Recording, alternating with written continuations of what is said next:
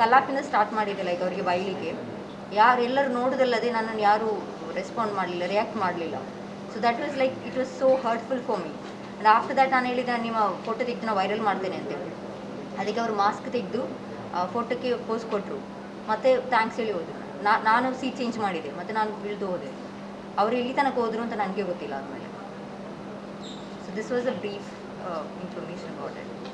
ನೀವು ಇದಕ್ಕೆ ಇನ್ಸ್ಟಾಗ್ರಾಮ್ನಲ್ಲಿ ಮಾಡುವಂಥ ಹೇಗೆ ಓಕೆ, ಯಾಕೆ ಮನಸ್ಸು ಬಂತು ಅಂತ ಹೇಳಿದ್ರೆ, ಇದು ನನ್ನ ಫಸ್ಟ್ ಟೈಮ್ ಅಲ್ಲ, ನಾನು ತುಂಬ ಸಲ ಇದು ಮಾಡಿದ್ದೇನೆ, ಲೈಕ್ ಇಂಥದ್ದು ಎಕ್ಸ್ಪೀರಿಯನ್ಸ್ ಆಗಿದೆ. ರಿಯಾಕ್ಟ್ ಕೂಡ ಮಾಡಿದ್ದೇನೆ. ಎಲ್ಲ ಟೈಮ್ ನಮಗೆ ರಿಯಾಕ್ಟ್ ಮಾಡಲಿಕ್ಕೆ ಆಗೋದಿಲ್ಲ. ನಾವು ಬೇಗ ಕಾಲೇಜ್ ಟೈಮ್ ಆಗಿರ್ತದೆ, ಅಥವಾ ಯಾವುದಕ್ಕೆ ಕೆಲಸಕ್ಕೆ ಬ್ಯುಸಿ ಆಗಿರ್ತೇವೆ. ಸೊ ಎಲ್ಲ ಟೈಮ್ ರಿಯಾಕ್ಟ್ ಮಾಡಿದರೆ ಅಲ್ಲಿ ಟೈಮ್ ಹೋಗ್ತದೆ. ಅದಕ್ಕೆ ತುಂಬ ನಾನು ಮಾತ್ರ ಅಲ್ಲ ಇಂಥದ್ದು ಅನುಭವಿಸೋದು. Almost every 99% of the womens and ladies and boys, school boys also will affected by this. So ಅದಕ್ಕೋಸ್ಕರ ಅವ್ರಿಗೆ ಅಂಥದ್ದು ಅವೇರ್ನೆಸ್ ಬರಲಿಕ್ಕೆ, ಇದು ರಿಯಾಕ್ಟ್ ಮಾಡಲಿಕ್ಕೆ ಅವರಿಗೊಂದು ಇದು ಕೊಡಬೇಕು. ಸುಮ್ಮನೆ ಕೂತ್ಕೊಂಡ್ರೆ ಏನು ಕೂಡ ನಡೆಯುವುದಿಲ್ಲ. ಸೊ ನಾನು ಅದಂಥದ್ದು I wanted to make a changes. So I wanted to be that change. ಇಲ್ಲ, ನಾನು ಮೊದಲು ನೋಡಲಿಲ್ಲ, ಫಸ್ಟ್ ಟೈಮ್ ನೋಡಿ, ಅದೇ ಲಾಸ್ಟ್ ಟೈಮ್ ನೋಡಿ, ಈಗ last time. Awareness anta, so I think it's the happiest day of her life. Happiest day of my life, of course.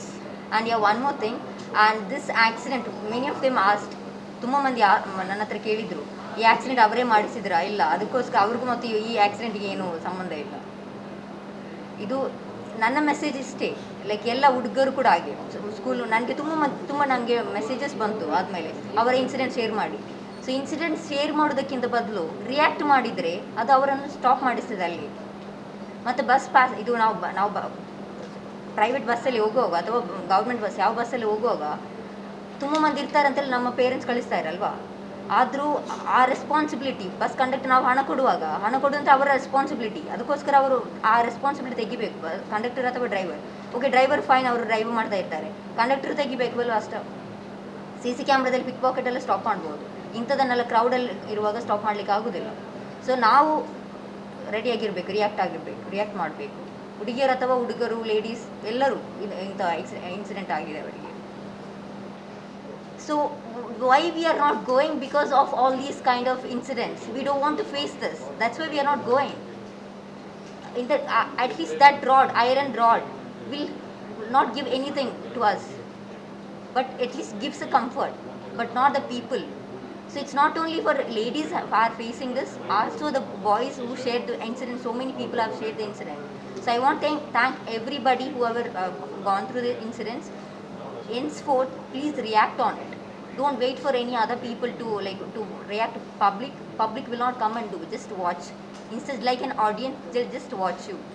But please react and provoke.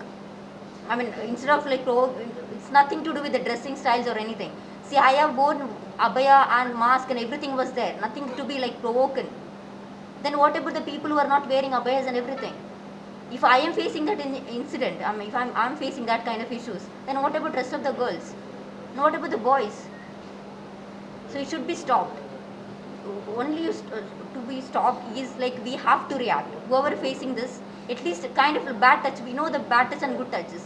At least in the institutions have to teach the lessons, in moral education, and will be there.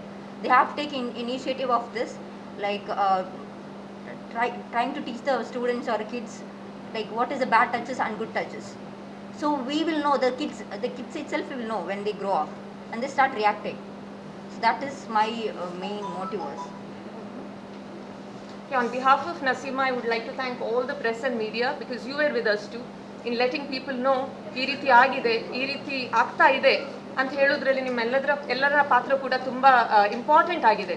So I would really like to thank all the press and media, the WhatsApp groups, especially the People Forum and the Moms of Mangalore group. ಈ ಎರಡು forum ಇಂದ ನನಗೆ ಪ್ರತಿ ಕ್ಷಣಕ್ಕೆ ಹೇಳ್ತಾ ಇದ್ರು next ಏನು ಮಾಡಬೇಕು, ಈ ರೀತಿ ಆದರೆ ನೆಕ್ಸ್ಟ್ ಏನು ಮಾಡು ಅಂತ. So People's Forum and Moms of Mangalore has been of tremendous help. So I would like to thank all of you and all those who shared and made this happen. Thank you very much.